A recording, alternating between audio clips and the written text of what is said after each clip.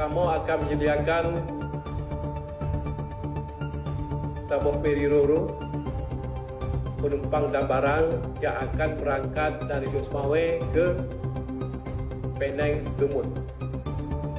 Di sini nanti Bapak Ibu sekalian mungkin nak pisang kupok, nak nak pala akan tambah kerod Kuala Lumpur, Malaysia, jadi pasaran yang pasti, yang jelas. Masuk ungkut. Yang belau urut tanya Syedul Aceh. Jadi pada prinsipnya dong sepakat dengan Wagub bahkan dengan peringkat SKP Mandum di Aceh mungkin perubahan akan dilakukan pengadaan sebuah feri yang akan penyimbangan Selat Melaka. Ini kesempatan bagi kita untuk peluang ekonomi kita.